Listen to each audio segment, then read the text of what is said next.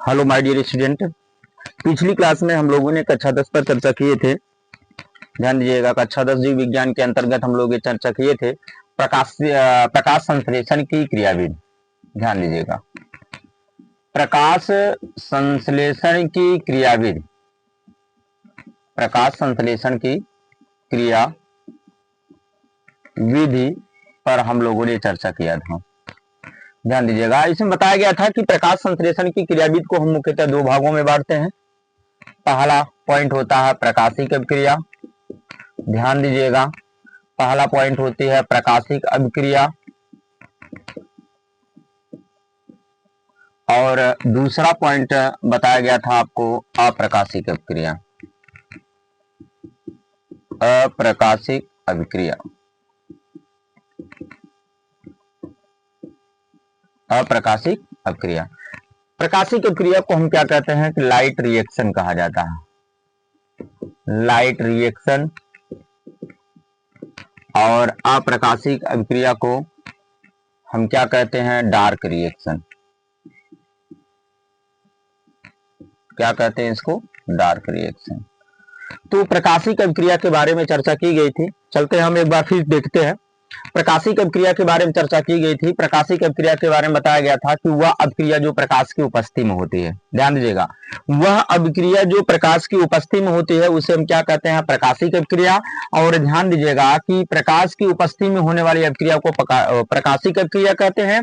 और ये भी बताया गया था कि ये जो प्रकाशिक अभिक्रिया होती है यह हरित लवक के ग्रेना में होती है। कहाँ होती है, हरित लवक के कहाँ होती है, ग्रेना में संपन्न होती है। और यह भी बताया गया था कि इस अभिक्रिया का अध्ययन सर्वप्रथम रॉबर्ट हिल ने किया था। रॉबर्ट हिल नामक वैज्ञानिक ने किया था। इस अभिक्रिया का अध्ययन सर्वप्रथम कौन किया था, रॉबर्ट हिल ने किया था। और यह अभिक्रिया कहाँ होती है, हरित लवक के ग्रेना में होती है। और यह भी बताया गया कि प्रकाशिक अभिक्रिया किसे कहते हैं, वह अभिक्रिया जो सूर्य के प्रकाश की उपस्थिति में होती है या प्रकाश की उपस्थिति में होती है उसे हम क्या कहते हैं, प्रकाशिक अभिक्रिया कहते हैं। अब आगे बताया गया था कि इस प्रकाशिक अभिक्रिया जो होती है वो कहाँ होती है, हरित लवक के ग्रेना में होती है। और इस अभिक्रिया का अध्ययन कौन किया था, रॉबर्ट हिल ने किया था। इसके बाद इसमें बताया गया था कि इस अभिक्रिया को निम्नलिखित पदों में बांटा गया है। Point number A, point number A क्या है कि हरित लवक के ग्रेना में उपस्थित पड़हरिम। ध्यान दीजिएगा, हरित लवक के, ध्यान दीजिएगा, हरित लवक के कहा, ग्रेना में, हरित लवक के ग्रेना में उपस्थित का पड़हरिम। हरित लवक के ग्रेना में उपस्थित क्या, पड़हरिम क्या करता है, सूर्य के प्रकाश को, सूर्य के क्या होता है, प्रकाश को क्या करता है, अवशोषित करके, सूर्य के प्रकाश को क्या करके, अवशोषित करके क्या हो जाता है, सक्रिय हो जाता है। सूर्य के प्रकाश को अवशोषित करके सक्रिय हो जाता है, सक्रिय हो जाता है तथा एडीपी से, किससे, एडीपी से, एडीपी से एटीपी का निर्माण होता है। किसका निर्माण होता है, एडीपी से एटीपी का क्या होता है, निर्माण होता है। ये पॉइंट नंबर ए था। बताया गया क्या, हरित लवक के ग्रेना में उपस्थित का पड़हरिम। किसके, हरित लवक के ग्रेना में उपस्थित क्या होती है, पड़हरिम होता है। यह सूर्य के प्रकाश को अवशोषित करके सक्रिय हो जाता है। और सूर्य के प्रकाश को अवशोषित करके सक्रिय हो जाने के बाद ध्यान दीजिएगा इसमें एडीपी से एटीपी का निर्माण होता है। क्या होता है, एडीपी से एटीपी का क्या होता है, निर्माण होता है। तो हमारे स्टूडेंट एक बार देखिए इसको, फिर आगे चलते हैं पॉइंट नंबर बी पर। पॉइंट नंबर बी पर चलते हैं हम लोग, देखते हैं। ध्यान दीजिएगा, पॉइंट नंबर ए पॉइंट था, पॉइंट बी पे चलते हैं हम लोग, देखेंगे। ध्यान दीजिएगा, इसको इरेज कर दें। पॉइंट बी क्या होता है, पॉइंट बी पर हम लोग चलेंगे, चर्चा करेंगे। तो पॉइंट बी क्या था आपका, ध्यान दीजिएगा, पॉइंट बी सक्रिय पड़हरिम। पॉइंट बी क्या था कि सक्रिय क्या, पड़हरिम। कौन सा पड़हरिम, सक्रिय पड़हरिम। ध्यान दीजिएगा, जल का, किसका, जल का क्या करता है, प्रकाशिक अपघटन कर देता। सक्रिय पड़हरिम जल का क्या करता है, प्रकाशिक अपघटन कर देता है। जल का प्रकाशिक अपघटन कर देता है, जल का प्रकाशिक अपघटन कर देता है, ध्यान दीजिएगा, प्रकाशिक अपघटन कर देता है, जिससे जल दो भागों में टूट जाता है, दो भागों में टूट जाता है, टूट जाता है। पॉइंट नंबर 1 क्या होता है कि हाइड्रोजन धन आयन, और point number 2 hydroxide radon. Hydrogen धन आयन और क्या होता है, हाइड्रोक्साइड रेडान। ध्यान दीजिएगा, इसका समीकरण क्या बनता है, ध्यान दीजिएगा, समीकरण क्या बनेगा आपका, 4H2O एरो सक्रिय पाराहरिम, सक्रिय पाराहरिम, इसके बाद क्या हो जाएगा, 4 कोष्टक में हाइड्रोजन धन आयन और +4 कोष्टक में हाइड्रोक्साइड रेडान। ये इसका क्या होता है, समीकरण बनता है। तो माय डियर स्टूडेंट, फिर एक बार चलते हैं, ध्यान दीजिएगा पॉइंट बी पर। सक्रिय पाराहरिम क्या करता है, जल का प्रकाशिक अपघटन कर देता है, जिससे जल दो भागों में टूट जाता है, हाइड्रोजन धन आयन और हाइड्रोक्साइड रेडान। पॉइंट नंबर 1 क्या होता है, हाइड्रोजन धन आयन, और पॉइंट नंबर 2 क्या होता है, हाइड्रोक्साइड रेडान। अब कह रहा है समीकरण क्या होगा आपका, 4H2O एरो सक्रिय पाराहरिम, और इसके बाद क्या होगा, 4 कोष्टक में क्या होता है, हाइड्रोजन धन आयन, और प्लस क्या हो जाता है, 4 कोष्टक में हाइड्रोक्साइड रेडान। ये पॉइंट डी है, ध्यान दीजिएगा केयरफुली रूप से। फिर आगे चलते हैं हम लोग पॉइंट सी पर। चले तो इरेज करते हैं इसको, पॉइंट सी पर चलते हैं हम लोग, देखेंगे पॉइंट सी।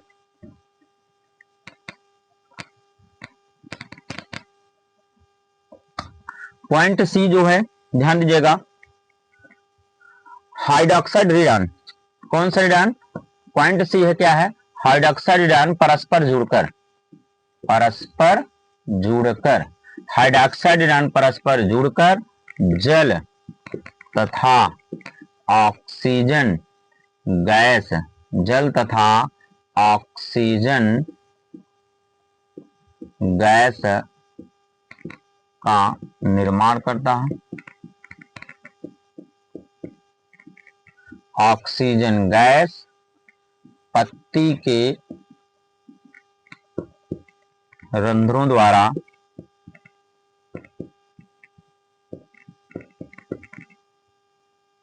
बाहर निकल जाते हैं,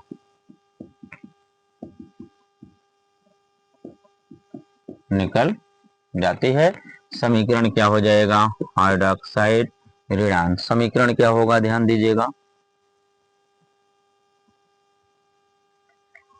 हाइड्रोक्साइड रेडान 4 0 हो जाएगा, तो कितना हो जाएगा, 2H2O और प्लस क्या हो जाएगा, O2, ये होता है गैस। ये समीकरण बन जाएगा आपको, और जुड़ रहा है तो यहां पर क्या होगा, संघनन, ये संघनन हो जाता है। सी पॉइंट है, देखिए। फिर आगे चलते हैं पॉइंट डी पर।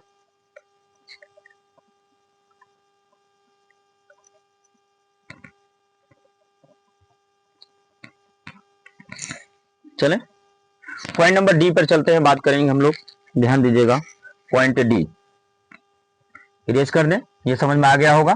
पॉइंट डी पर चलते हैं, ध्यान दीजिएगा कि, ध्यान दीजिएगा, चले चलते हैं, ध्यान दीजिए पॉइंट डी, ध्यान दीजिए, प्रोटॉन ग्राही, प्रोटॉन ग्राही Na, या तो ऐसे भी कर सकते हो, हाइड्रोजन धन आयन, हाइड्रोजन धन आयन प्रोटॉन ग्राही NADP को, NADP H2 में अपचयित कर देता है, में अपचयित कर देता है। NADP NADPH2 से उत्तेजित इलेक्ट्रॉन निकलते हैं, उत्तेजित इलेक्ट्रॉन निकलते हैं, ठीक। इलेक्ट्रॉन के स्थानांतरण से ध्यान दीजिएगा, इलेक्ट्रॉन के स्थानांतरण से ऊर्जा मुक्त होती है। क्या मुक्त होती है? ऊर्जा मुक्त होती है। यह ऊर्जा ध्यान दीजिएगा एडीपी से संयोग कर, एडीपी से किससे? एडीपी से क्या करके? संयोग कर, एडीपी से संयोग कर एटीपी का निर्माण करती है, एटीपी का निर्माण करती है, ठीक। समीकरण इसका क्या बनता है हम लोग देखते हैं, ध्यान दीजिएगा।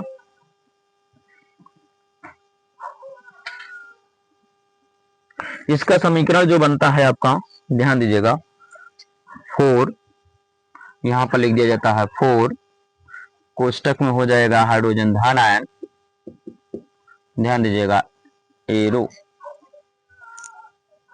प्लस हो जाएगा 2 NADP, एरो हो जाएगा आपका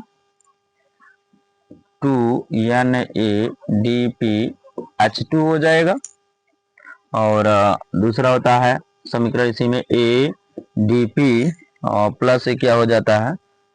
ऊर्जा को क्या करेगा? संयोग करेगा ये, ठीक।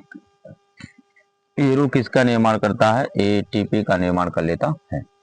तो ये था माय डियर स्टूडेंट, ध्यान दीजिएगा, प्रकाशिक अभिक्रिया का पूरा वर्णन था। अब हम लोग चलेंगे, बात करेंगे अप्रकाशिक अभिक्रिया पर। देख लीजिए जल्दी से, चलें अप्रकाशिक अभिक्रिया पे बातचीत चलते हैं, करेंगे हम लोग। ध्यान दीजिएगा, इरेज करते हैं इसको। अप्रकाशिक अभिक्रिया में ध्यान दीजिएगा, अप्रकाशिक अभिक्रिया क्या होती है? वह अभिक्रिया जिसमें प्रकाश की कोई आवश्यकता नहीं होती है, वह अभिक्रिया जिसमें प्रकाश की कोई आवश्यकता नहीं होती है, और या तो कह सकते हो कि वह अभिक्रिया जो प्रकाश की अनुपस्थिति में होती है, जिसमें वह अभिक्रिया जिसमें प्रकाश की कोई आवश्यकता नहीं होती है, उसे अप्रकाशिक अभिक्रिया कहते हैं। वह अभिक्रिया जिसमें प्रकाश की कोई आवश्यकता नहीं होती, उसे हम क्या कहते हैं? अप्रकाशिक अभिक्रिया यानी कि डार्क रिएक्शन कहते हैं। और इस अभिक्रिया का अध्ययन सर्वप्रथम कौन किया था? ब्लैकमैन ने किया था। कौन किया था? ब्लैकमैन ने किया था। और यह अभिक्रिया जो होती है वह कहाँ होती है? हरित लवक के स्ट्रोमा में होती है। कहाँ होती है? हरित लवक के स्ट्रोमा में होती है। फिर एक बार चलते हैं माय डियर स्टूडेंट, फिर एक बार चलते हैं, देखते हैं। ध्यान दीजिएगा कि वह अभिक्रिया जिसमें प्रकाश की कोई आवश्यकता नहीं होती है, उसे हम क्या कहते हैं? अप्रकाशिक अभिक्रिया कहते हैं। और इस अभिक्रिया का अध्ययन सर्वप्रथम कौन किया था? ब्लैकमैन ने किया था। और यह अभिक्रिया कहाँ संपन्न होती है? हरित लवक के स्ट्रोमा में संपन्न होती है। अब इस अभिक्रिया को निम्नलिखित पदों में बांटा जाता है, या यह अभिक्रिया निम्नलिखित पदों में संपन्न होती है। तो पॉइंट नंबर चलते हैं हम लोग ए पर चलेंगे। किस पर? ए पर। पॉइंट नंबर ए, अप्रकाशिक अभिक्रिया की बात हो रही है, अप्रकाशिक अभिक्रिया की बात हो रही है, इसमें पॉइंट नंबर ए में चलेंगे, देखेंगे कुछ विशेष पदार्थों की उपस्थिति में। क्या कह रहा है? कुछ विशेष पदार्थों की उपस्थिति में वातावरण से प्राप्त क्या? Carbon dioxide. वातावरण से प्राप्त कार्बन ऑक्साइड है, ध्यान दीजिएगा, किसी वातावरण से प्राप्त जो कार्बन डाइऑक्साइड होता है, इस कार्बन डाइऑक्साइड का ध्यान दीजिएगा हाइड्रोजन धन आयन से अवकरण होता है। फिर एक बार चलते हैं, बताया गया क्या कि पॉइंट नंबर ए में यह अभिक्रिया निम्नलिखित पदों में संपन्न होती है। पद नंबर ए है, बताया गया क्या? ध्यान दीजिएगा कि कुछ विशेष पदार्थों की उपस्थिति में, कुछ विशेष क्या बताया गया? पदार्थों की उपस्थिति में, कुछ विशेष पदार्थों की उपस्थिति में, ध्यान दीजिएगा, कुछ विशेष पदार्थों की उपस्थिति में वातावरण से क्या प्राप्त कार्बन डाइऑक्साइड का, कहां से प्राप्त? वातावरण से प्राप्त कार्बन डाइऑक्साइड का हाइड्रोजन धन आयन से, किससे? हाइड्रोजन धन आयन से क्या होता है? अवकरण होता है। क्या होता है? हाइड्रोजन धानायन से अवकरण होता है। ठीक है, हाइड्रोजन धानायन से क्या होता है, अवकरण होता है। और ध्यान दीजिएगा किसका निर्माण होता है, PgAl का निर्माण होता है। किसका निर्माण होता है, अवकरण होता है, अवकरण होता है किसका, हाइड्रोजन धानायन से अवकरण होता है और PgAl का निर्माण होता है। और PgAl का क्या होता है, निर्माण होता है, निर्माण होता है। ये पॉइंट ए है। इस पॉइंट ए को हम कितने पदों में विभाजित करते हैं, ध्यान दीजिएगा 2 पदों में विभाजित करते हैं इसको। ध्यान दीजिएगा कितने पदों में विभाजित करते हैं, 2 पद में। प्रथम पद में चलते हैं, देखते हैं प्रथम पद। प्रथम पद की बात चलते हैं, हम देखते हैं। ध्यान दीजिएगा इसमें प्रथम पद में 5 कार्बनधारी RuBp होता है। कई कार्बनधारी, 5 कार्बनधारी, कई कार्बनधारी, 5 कार्बनधारी क्या होता है, RuBp, 5 कार्बनधारी, कई कार्बनधारी, 5 कार्बनधारी होता है RuBp। किससे क्रिया करता है, ध्यान दीजिएगा ध्यान दीजिएगा किसके साथ क्रिया करेगा, कार्बन डाइऑक्साइड से क्रिया करता है। 5 कार्बनधारी RuBp किससे क्रिया करता है, 5 कार्बनधारी RuBp कार्बन डाइऑक्साइड से, किससे, कार्बन डाइऑक्साइड से क्या करता है, क्रिया करता है, क्रिया करता है। ठीक है, क्रिया करता है। और 6 कार्बनधारी, कई कार्बनधारी, 6 कार्बनधारी अस्थाई, किसका, अस्थाई यौगिक का क्या करता है, निर्माण करता है। 6 कार्बनधारी अस्थाई यौगिक का निर्माण करता है, निर्माण करता है। ठीक, समीकरण क्या बन जाएगा इसका, ध्यान दीजिएगा 6 RuBp और प्लस क्या होगा 6 CO2, एरो हो जाएगा 6 C6 हो जाएगा, 6 हो जाता है, सॉरी 6C क्या हो जाता है, C हो जाता है, क्या हो जाएगा 6C हो जाएगा। इसे हम क्या कहते हैं, अस्थाई यौगिक, अस्थाई यौगिक कहा जाता है। ये प्रथम पद में कहानी इसकी बनती है। अब ध्यान दीजिएगा प्रथम पद की कहानी देख लीजिए, फिर एक बार चलते हैं। बताया गया कि कुछ विशेष पदार्थों की उपस्थिति में अप्रकाशिक अभिक्रिया को निम्नलिखित चरणों में बांटा गया है। पॉइंट ए पर हम लोग चलेंगे, चर्चा करेंगे। पॉइंट ए में बताया गया आपको कुछ विशेष पदार्थों की उपस्थिति में कहा वातावरण से प्राप्त किसका, कार्बन डाइऑक्साइड का, किससे, हाइड्रोजन धानायन से क्या होता है, अवकरण होता है और PgAl का निर्माण होता है। इस क्रिया को हम कितने पदों में बांटते हैं, 2 पद में। प्रथम पद की कहानी चलते हुए देखते हैं। ध्यान दीजिएगा 5 कार्बनधारी RuBp होता है। कई कार्बनधारी, 5 कार्बनधारी RuBp होता है। यह कार्बन डाइऑक्साइड से क्रिया करता है और कार्बन डाइऑक्साइड से क्रिया करने के बाद यह क्या करता है, 6 कार्बनधारी, कई कार्बनधारी, 6 कार्बनधारी अस्थाई यौगिक का क्या करता है, निर्माण करता है। समीकरण इसका यही बनता है। ठीक है, हम लोग चलेंगे अब आगे चर्चा करेंगे द्वितीय पद पर। इरेज करें इसको, चलते हैं इरेज करेंगे। ध्यान दीजिएगा द्वितीय पद पे चर्चा करते हैं हम लोग, चलेंगे देखते हैं द्वितीय पद।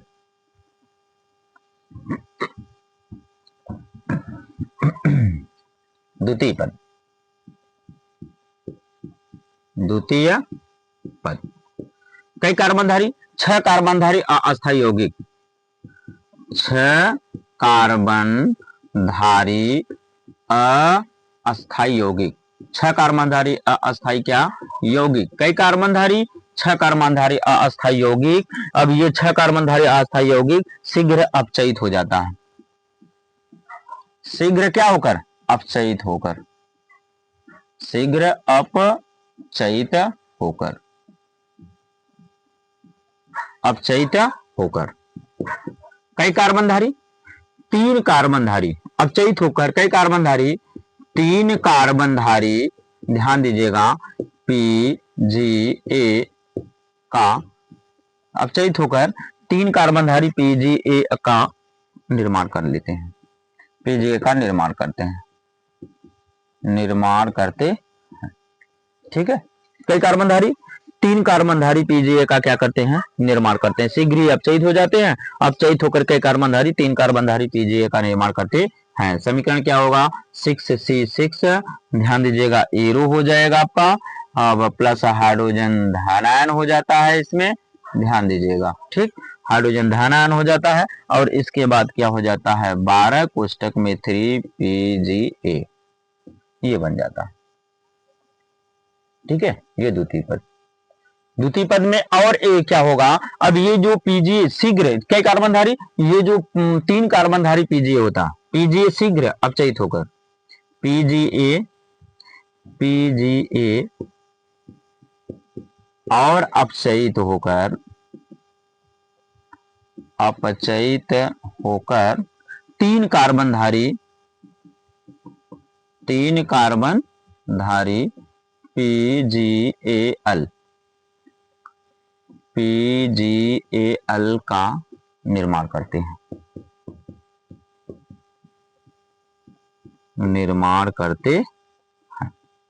कई भैया कई 3 कार्बनधारी PgAl का क्या करते हैं, निर्माण करते हैं, ध्यान दीजिए। फिर आगे हम लोग चलते हैं, देखते हैं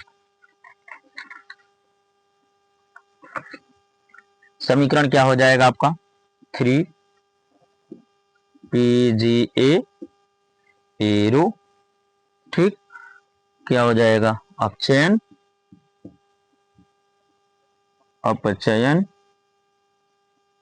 अपचयित, ये थोड़ा बना लिए अपचयित, ठीक, अपचयन।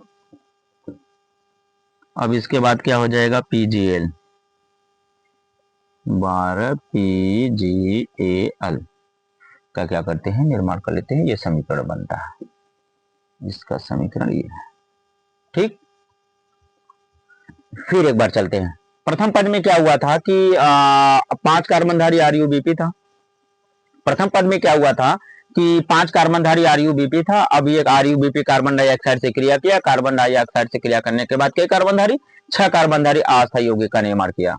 लेकिन द्वितीय पद में क्या हुआ कि वही 6 कार्बनधारी अस्थायी यौगिक क्या किया, शीघ्र अपचयित हुआ, अपचयित होकर के 3 कार्बनधारी PgA का निर्माण करते हैं या निर्माण किया, और यह 3 कार्बनधारी PgA और अपचयित होकर के कई कार्बनधारी 3 कार्बनधारी PgAl का क्या करता है, निर्माण करते हैं, और ये उसका क्या बनता है, समीकरण। तो ये था आपका द्वितीय पद। तो अप्रकाशिक अभिक्रिया का हम चलते हैं, ध्यान दीजिएगा बी पॉइंट पर, ए पॉइंट कंप्लीट हुआ आपका, बी पॉइंट पे चलते हैं, इरेज करते हैं, इसको देख लीजिए एक बार, ठीक, चले चलते हैं।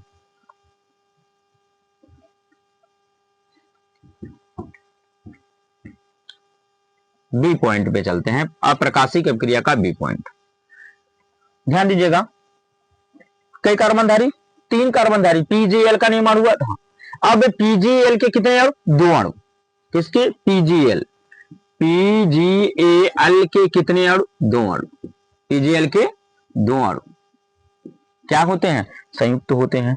PgAl के 2 अणु मिलते हैं और मिलने के बाद क्या करते हैं, ध्यान दीजिएगा ग्लूकोज किसका निर्माण करते हैं, ध्यान दीजिए। पहले तो कहा जाता है कि PgAl के 2 अणु आपस में क्या करेंगे, मिलेंगे, और मिलने के बाद अपचयन के द्वारा फास्फोरस शर्करा का और तथा बाद में शर्करा का निर्माण करते हैं।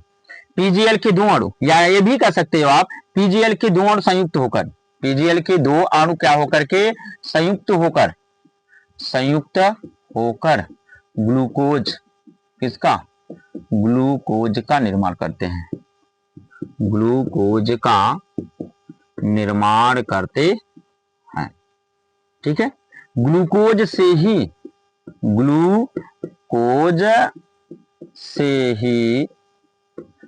अन्य पदार्थ, ध्यान दीजिएगा ग्लूकोज से ही अन्य पदार्थ मतलब क्या, खाद्य पदार्थ ले सकते हो, अन्य खाद्य पदार्थ जैसे आप कह सकते हो कि प्रोटीन, वसा, मंड आदि का निर्माण होता है, प्रोटीन, वसा, मंड आदि का निर्माण होता है। तो चलते हैं, देखते हैं हम लोग समीकरण पर, ध्यान दीजिएगा।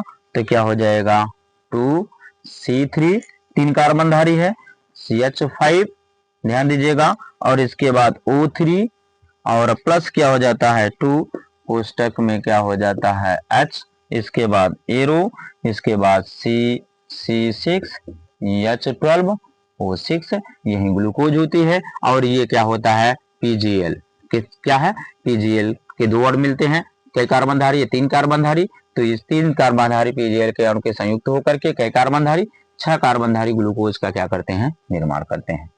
तो फिर एक बार चलते हैं पॉइंट नंबर बी पर, पीजीएल के दो अणु संयुक्त होकर किसके अणु पीजीएल के दो अणु संयुक्त होकर के ग्लूकोज का निर्माण करते हैं। और ग्लूकोज से ही अन्य खाद्य पदार्थ, जैसे ध्यान दीजिएगा, ग्लूकोज से ही अन्य खाद्य पदार्थ क्या होता है, जैसे क्या, जैसे आपका प्रोटीन, वसा, मंड आदि का क्या होता है निर्माण होता है। समीकरण है ये इसका, देख सकते हैं आप। अब पॉइंट नंबर क्या है सी, इसका सी, और पॉइंट नंबर सी और लास्ट पॉइंट है इसका, ठीक है। तो ध्यान दीजिएगा कि इस, ध्यान दीजिए पॉइंट नंबर सी, ध्यान दीजिएगा।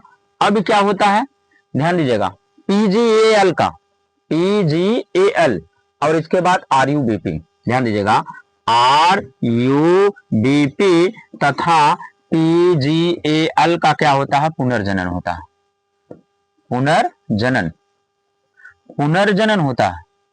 क्या होता है पुनर्जनन होता है, क्या होता है पुनर्जनन होता है। क्यों होता है, ध्यान दीजिएगा, पुनर्जनन क्यों होता है, क्योंकि अभिक्रिया को दोबारा चलाने के लिए, ध्यान दीजिएगा, इन दोनों का क्या होता है पुनर्जनन होता है। या आप कर सकते हो कि इन दोनों का फिर से निर्माण होता है, आरयूबीपी तथा पीजीएल का फिर से निर्माण होता है, फिर से क्या होता है, ध्यान दीजिएगा, निर्माण होता है, फिर से क्या होता है निर्माण होता है, निर्माण होता है।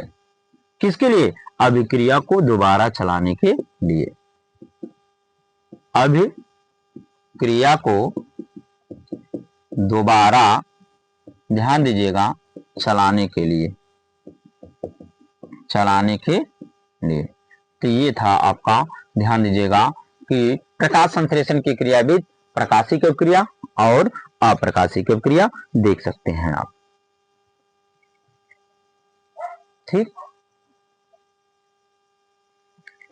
अगली हेडिंग हम लोगों की चलेंगे हम लोग, अगली हेडिंग पढ़ेंगे कि प्रकाश संश्लेषण के लिए आवश्यक पदार्थ, किसके लिए, प्रकाश संश्लेषण के लिए आवश्यक पदार्थ पर हम लोग चर्चा करेंगे। नेसेसरी सबस्टेंस फॉर क्या होता है फोटोसिंथेसिस, प्रकाश संश्लेषण के लिए आवश्यक पदार्थ, नेसेसरी सबस्टेंस क्या होता है, सबस्टेंसेज फॉर फोटोसिंथेसिस, प्रकाश संश्लेषण के लिए आवश्यक कच्चे पदार्थ पर हम लोग चर्चा करेंगे। प्रकाश संश्लेषण के लिए कौन कौन पदार्थों की आवश्यकता होती है जिससे प्रकाश संश्लेषण की क्रिया प्रारंभ होती है, अन्यथा उसमें से अगर कोई भी पदार्थ अगर अनुपस्थित हो जाए तो प्रकाश संश्लेषण क्रिया नहीं होगी। और उसको हम आगे चल करके क्रियाकलाप द्वारा स्पष्ट भी करेंगे कि प्रकाश संश्लेषण की क्रिया क्या कच्चे पदार्थों की अनुपस्थिति में होगी कि नहीं होगी, इस पर हम लोग चर्चा करेंगे।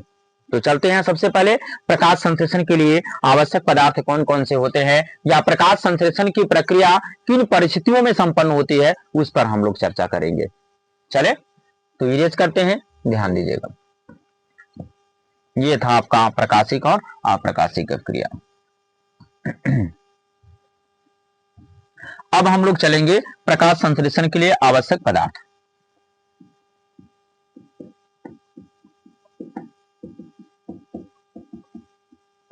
प्रकाश संश्लेषण के लिए आवश्यक पदार्थ, ध्यान दीजिएगा, प्रकाश संश्लेषण के लिए ध्यान दीजिए आवश्यक पदार्थ नेसेसरी सबस्टेंस,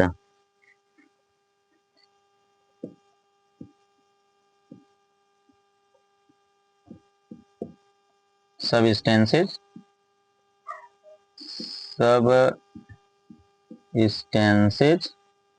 फॉर, ध्यान दीजिएगा, सबस्टेंसेस फॉर फोटोसिंथेसिस,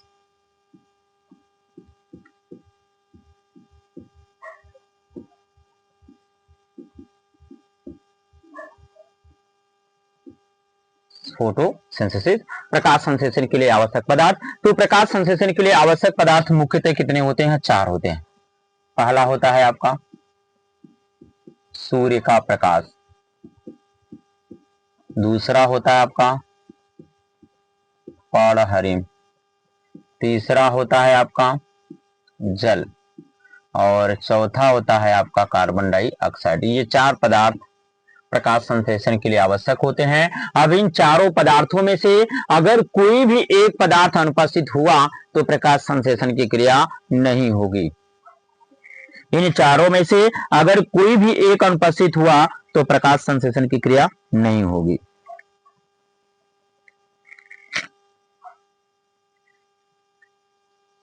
और एक बात ध्यान देना, सबसे पहले हम लोग चर्चा करेंगे सूर्य के प्रकाश पर।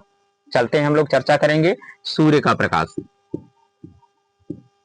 सूर्य का प्रकाश, सूर्य का प्रकाश जो होता है, ध्यान दीजिएगा, अगर सूर्य का प्रकाश उपस्थित रहेगा तभी प्रकाश संश्लेषण क्रिया होगी। और हम जानते हैं सूर्य के प्रकाश के अनुपस्थित होने पर प्रकाश संश्लेषण की क्रिया नहीं होगी, और रात्रि के समय भी प्रकाश संश्लेषण की क्रिया नहीं होती है। और यह भी जाना जाता है, ध्यान दीजिएगा, इस प्रकाश की कुछ कृत्रिम स्रोतों के कुछ सीमा तक यह क्या होता है, क्रिया हो सकती है। जैसे बैगनी रंग मिल गया, बैगनी प्रकाश, बैगनी हो गया, इसमें प्रकाश संश्लेषण की क्रिया हो सकती है। नीला हो गया, लाल रंग हो गया, ये इन सबके द्वारा प्रकाश संश्लेषण कर सकता है पौधा। बैगनी हो गया, लाल रंग हो गया, और इसके बाद क्या हो गया, नीला हो गया।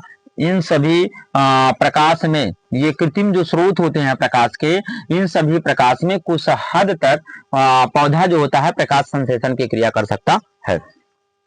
ठीक है। और सबसे अधिक ध्यान दीजिए, प्रकाश संश्लेषण की क्रिया सबसे अधिक किसमें होती है, ध्यान दीजिएगा, लाल रंग में होती है। प्रकाश संश्लेषण की क्रिया सबसे अधिक किसमें होती है, लाल रंग में होती है। और इसके बाद ध्यान दीजिएगा, लाल रंग के बाद क्या होती है, ध्यान दीजिएगा, सबसे अधिक प्रकाश संश्लेषण क्रिया कहां होती है, लाल रंग में होती है। और सबसे कम प्रकाश संश्लेषण की क्रिया कहां होती है, सबसे कम और सबसे अधिक। सबसे अधिक प्रकाश संश्लेषण की क्रिया किस प्रकाश में होती है, लाल रंग के प्रकाश में होती है। और सबसे कम प्रकाश संश्लेषण की क्रिया क्या होती है, नीले रंग के प्रकाश में होती है। और इसके बाद जो क्या होता है कि लाल रंग से अधिक और नीले रंग से कम जो होता है अन्य प्रकाश की उपस्थिति में होता है। तो हम लोग चलेंगे, ध्यान दीजिएगा, अब यह एक क्रियाकलाप द्वारा हम लोग स्पष्ट करेंगे कि क्या प्रकाश संश्लेषण के लिए सूर्य का प्रकाश आवश्यक है कि नहीं आवश्यक है। तो फिर एक बार चलते हैं माय डियर स्टूडेंट, फिर एक बार समझते हैं हम लोग प्रकाश, सूर्य का प्रकाश। ध्यान दीजिएगा, फिर शुरू से हम लोग देखते हैं प्रकाश संश्लेषण के लिए आवश्यक पदार्थ। तो प्रकाश संश्लेषण के लिए आवश्यक पदार्थ क्या होते हैं, 4 हैं। वह है पहला सूर्य का प्रकाश, दूसरा पर्णहरिण, तीसरा जल, और चौथा क्या होता है, कार्बन डाइऑक्साइड। अगर इन चारों में से अगर कोई एक पदार्थ अगर अनुपस्थित होगा तो प्रकाश संश्लेषण की क्रिया नहीं होगी।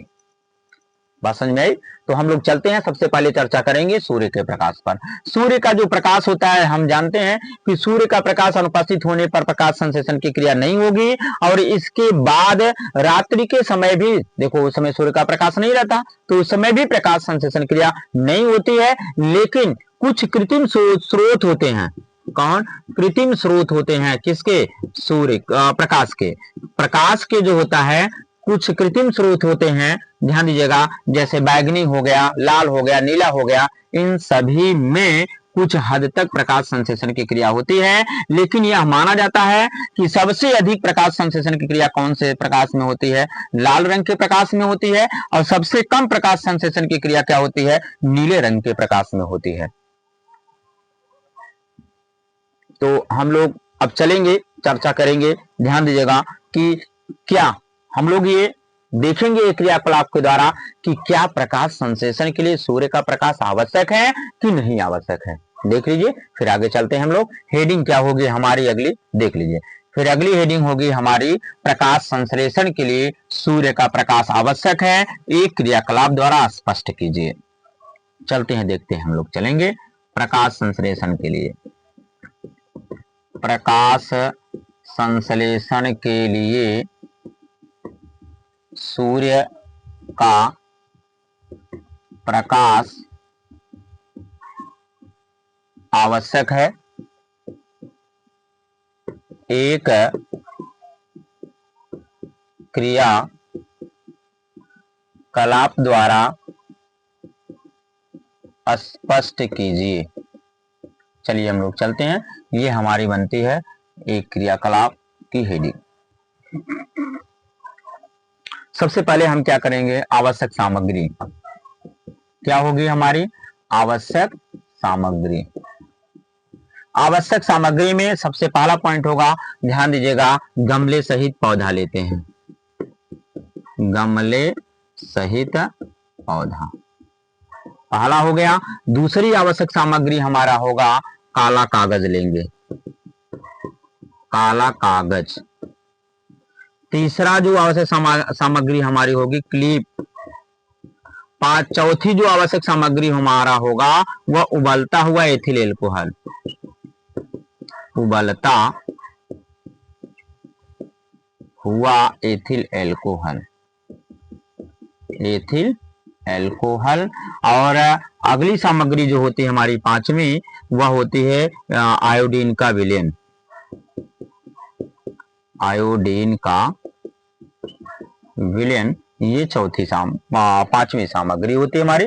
तो ये होती है हमारी आवश्यक सामग्री एक क्रियाकलाप करने के लिए। कैसी क्रियाकलाप को करने के लिए, क्या प्रकाश संश्लेषण के लिए सूर्य का प्रकाश आवश्यक है।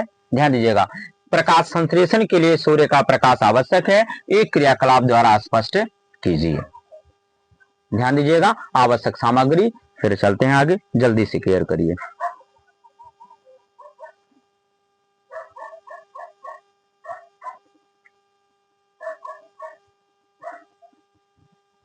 चले, ध्यान दीजिएगा माय डियर स्टूडेंट।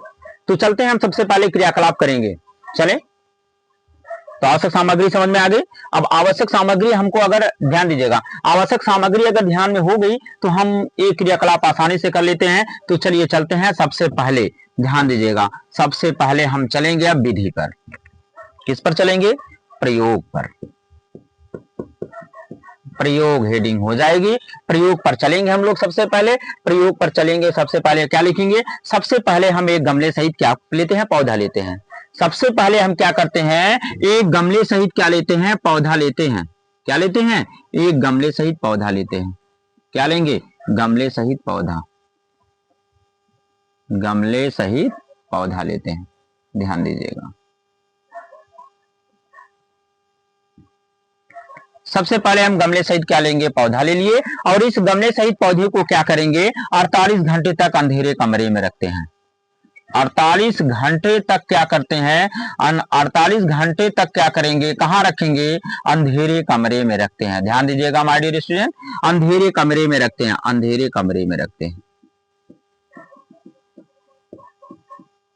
48 घंटे तक कहां रखेंगे, अंधेरे कमरे में रखते हैं। अब अंधेरे कमरे में रखने के बाद पौधे की एक पत्ती को, कितनी पत्ती को, पौधे की एक पत्ती को हम क्या करेंगे, पौधे की एक पत्ती का कितना भाग, आधा भाग काले कागज से हम क्या करेंगे, ढकेंगे। और काले कागज से ढकने के बाद हम क्या करेंगे, ध्यान दीजिएगा, ये क्रियाकलाप आपको बताई जा रही है। सबसे पहले हम एक गमले सहित पौधा लेते हैं, उसे 48 घंटे तक अंधेरे कमरे में रखते हैं। अंधेरे, कोई प्रश्न पूछ सकता है कि पौधे को अंधेरे कमरे में क्यों रखा जाता है। तो पौधे को अंधेरे कमरे में इसलिए रखा जाता है कि उसमें जो मंड का निर्माण हुआ रहता है पूरी तरह से समाप्त करने के लिए, या इसका सटीक प्रश्न बनता है मंड रहित करने के लिए हम पौधे को क्या करते हैं, अंधेरे कमरे में रखते हैं। ठीक है, अब हम क्या करेंगे, क्लिप लगा देंगे। ध्यान दीजिएगा, क्लिप लगा देंगे। इधर से हो गया, इधर से हो गया और इधर से हो गया। क्लिप लगाने के बाद ध्यान दीजिएगा, सबसे पहले पॉइंट नंबर 1 पर हम चलते हैं। सबसे पहले हम एक गमले, ध्यान दीजिएगा, सहित पौधा लेते हैं, गमले सहित पौधा लेते हैं।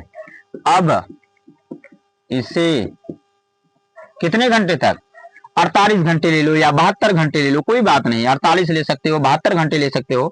48 घंटे तक, 48 घंटे तक कहां रखते हैं, अंधेरे, अंधेरे कमरे में रखते हैं, रखते हैं। किसके लिए, मंड रहित करने के लिए, मंड रहित करने के लिए।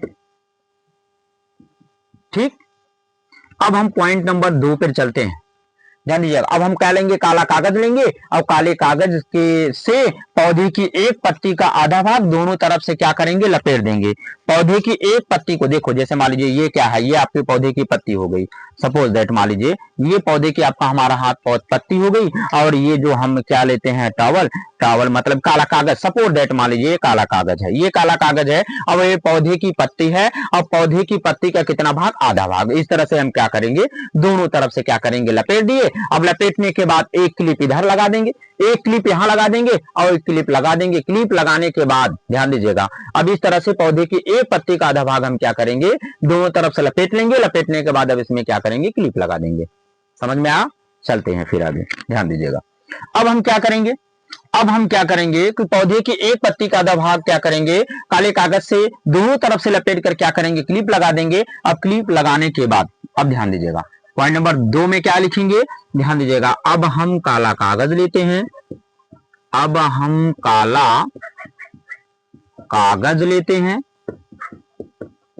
अब हम काला कागज लेते हैं, और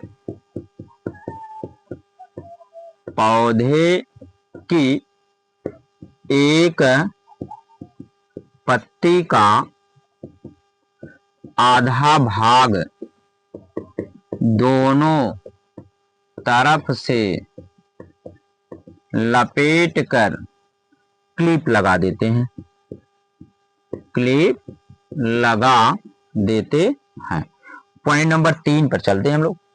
अब ध्यान दे, क्लिप लगा दी, देखिए चित्र में, चित्रानुसार देख लिए, चित्र में देख लिए, क्लिप लगा दिए। अब क्लिप लगाने के बाद अब इस उपकरण को उठाकर हम कहां रखेंगे, धूप में। कितने घंटे तक, 4 से 5 घंटे तक इसको धूप में रखेंगे। अब क्या लिखोगे, लिखोगे अब इस उपकरण को 4 से 5 घंटे तक धूप में रखते हैं। ध्यान दीजिएगा, अब इसे हम क्या रखेंगे, 4 से 5 घंटे तक क्या करेंगे, धूप में रखेंगे। और धूप में रखने के बाद, धूप में रखने के बाद ध्यान दीजिएगा, इतना फिर एक बार रिवीजन करते हैं। ध्यान दीजिएगा, प्रकाश संश्लेषण के लिए सूर्य का प्रकाश आवश्यक है, एक क्रियाकलाप द्वारा स्पष्ट करना है। तो सबसे पहले हमने बताया था आवश्यक सामग्री।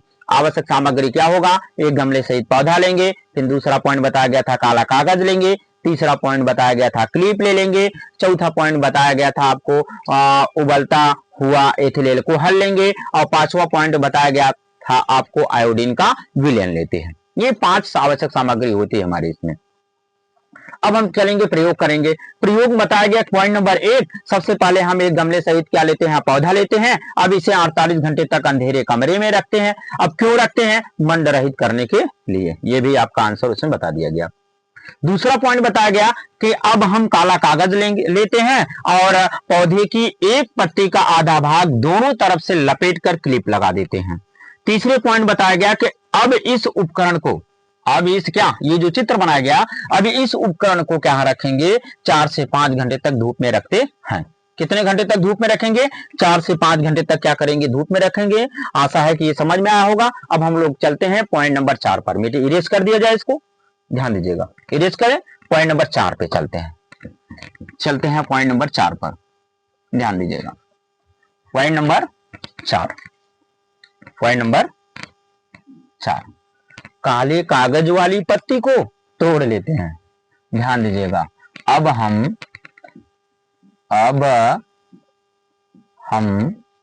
काले कागज वाली किसको, पत्ती को, काले कागज वाली पत्ती को तोड़ लेते हैं, तोड़ लेते हैं। अब हम काले कागज वाली पत्ती को क्या करते हैं, तोड़ लेते हैं, तोड़ लेंगे। अच्छा, तोड़ लिए। पॉइंट नंबर चलेंगे 5 पर। उबलते हुए एथिल एल्कोहल में डुबोकर बाहर निकालते हैं। उबलते हुए एथिल एल्कोहल में डुबोकर बाहर निकालते हैं। किसके लिए डुबोकर बाहर निकालते हैं भैया, क्लोरोफिल रहित करने के लिए, क्लोरोफिल फिल रहित करने के लिए। ठीक, चित्र बना लेंगे हम इस तरह से। यहाँ चित्र हम बना दे रहे हैं, ध्यान दीजिएगा।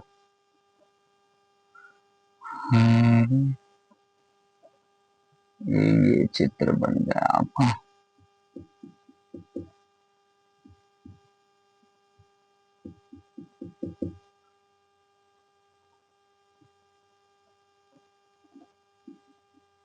ये पत्ती हो गई, ठीक, ये उबल रहा है। ठीक, उबलता है तो इसको एल्कोहल में क्या करेंगे, इसको डुबोएंगे, पत्ती को डुबो कर क्या करेंगे, बाहर निकाल लेते हैं। ठीक, अब छठवां पॉइंट है, अब इस पत्ती को आयोडीन के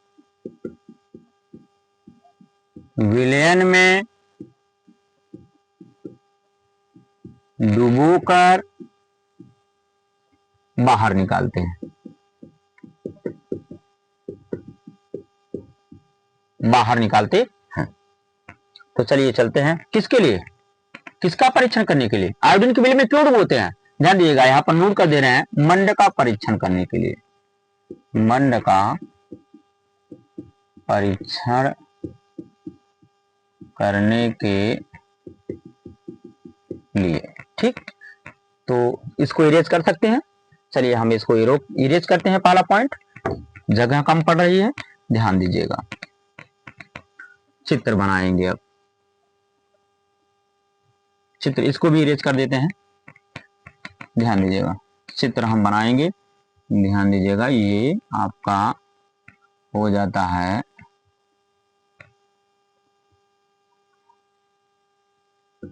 आयोडीन का विलयन, आयोडीन का विलयन। ठीक, सातवां पॉइंट में हम लोग चलते हैं, डुबोकर बाहर निकालेंगे। ठीक है, किसका परीक्षण करने के लिए, मंड का परीक्षण करने के लिए। अब हम पत्ती को देखते हैं, तो पत्ती का जो भाग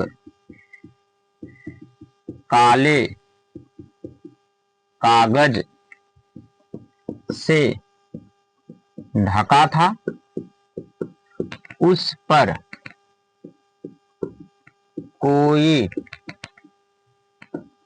प्रभाव नहीं पड़ता है। ठीक, तथा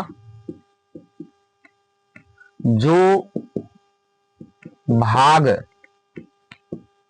ढका हुआ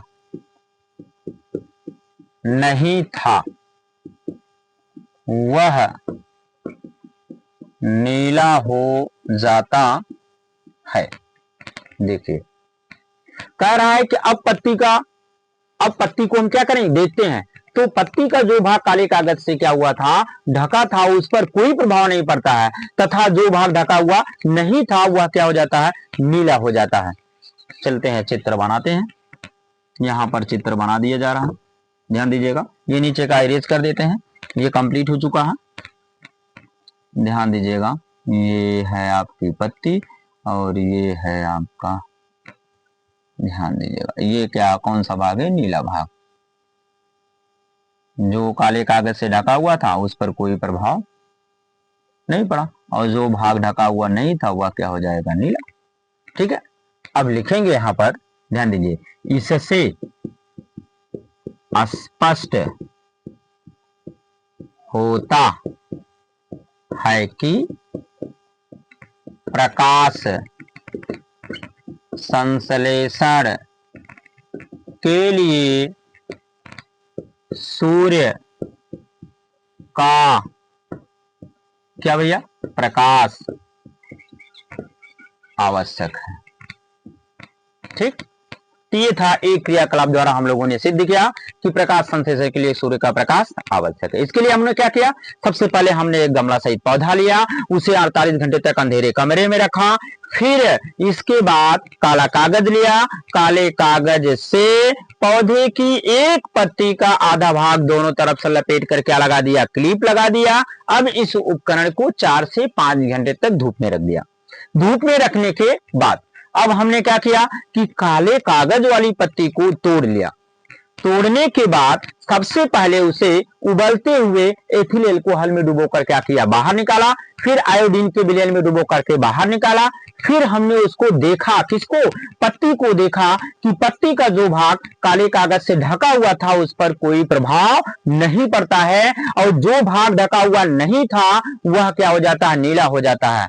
क्यों? क्योंकि हम जानते हैं कि ध्यान दीजिएगा, जहां पर प्रकाश संश्लेषण की क्रिया होगी वहीं पर मंड का भी निर्माण होगा, और मंड जब आयोडीन से मिलेगा तो वह क्या हो जाता है, नीला हो जाता है। तो इससे स्पष्ट होता है कि यहां पर सूर्य का प्रकाश पहुंचा, यहां पर सूर्य का प्रकाश मिला, तो यहां पर प्रकाश संश्लेषण की क्रिया हुई और यहीं पर मंड का निर्माण हुआ। लेकिन यहां पर सूर्य का प्रकाश इतने भागों में नहीं पहुंचा, यहां पर प्रकाश संश्लेषण क्रिया नहीं हुई और मंड का भी निर्माण नहीं हुआ। ठीक है माय डियर स्टूडेंट, आशा करते हैं कि ये पॉइंट आपको यहां तक समझ में आया होगा। अब आगे हम लोग क्या करेंगे, ध्यान दीजिएगा, अगले पॉइंट पर हम लोग अगली क्लास में चर्चा करेंगे। आज की क्लास यहीं खत्म होती है। ठीक।